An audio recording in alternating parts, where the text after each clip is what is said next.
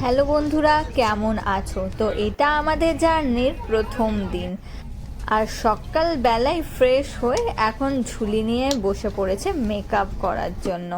অনেকক্ষণ ধরেই আমাদের ট্রেনটা স্টেশনে দাঁড়িয়েছিল, তারপরে দেখলাম বন্দে ভারত এক্সপ্রেসটা পাস করছিল বলে আমাদের ট্রেনটা দাঁড়িয়েছিল। আর সময় কাটাবো কি করে ট্রেনে, এই জন্য আমি আর বোন মেহেন্দি পরলাম। তাতে আমাদের অনেকটা সময় কেটে গেল, আর সাথে কিছু মুখ চাট। আর দুপুর হতে না হতেই আমরা খাবারের অর্ডার দিয়ে দিলাম। আর দেখো, বোন তো পায়েও মেহেন্দি পড়েছে। এখন জানতে পারলাম ট্রেনটা আমাদের সময়ের কিছু আগেই চলছে। আর দেখো, আইআরসিটিসির খাবার চলে এসেছে। এই খাবারটার দাম নাকি 180। শুনেই তো মাথায় হাত। খেয়ে তো একদমই বাজে রিয়াকশন।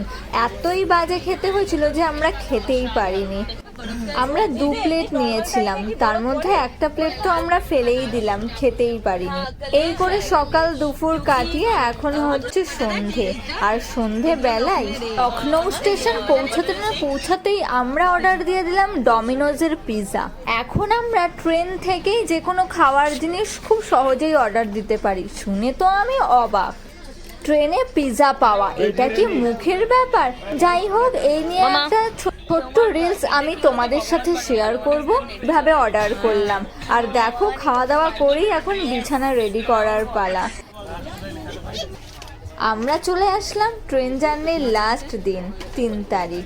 সময়টা কিন্তু খুব ভালোই কাটছিল।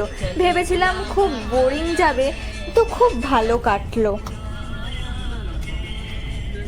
সেদিন সকাল থেকেই আমরাও, এমনকি ট্রেনের সবাই, একটা বক্স বাজিয়ে সব মাতারানির গান চলছিল।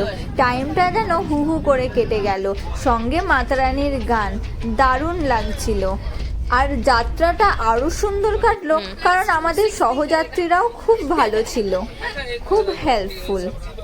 সময় কাটতে কাটতে কখন যে পাঠানকোট চলে আসলো, জম্মুর আগের স্টেশন, বুঝতেই পারলাম না।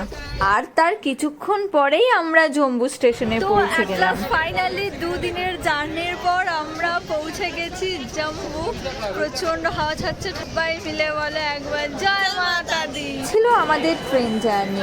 তোমাদের কেমন লাগলো কমেন্টে বলো কিন্তু অবশ্যই। ট্রেনের টাইম ছিল 1:45, কিন্তু ট্রেন আমাদের 1:45-র মধ্যেই স্টেশনে পৌঁছে গেছে।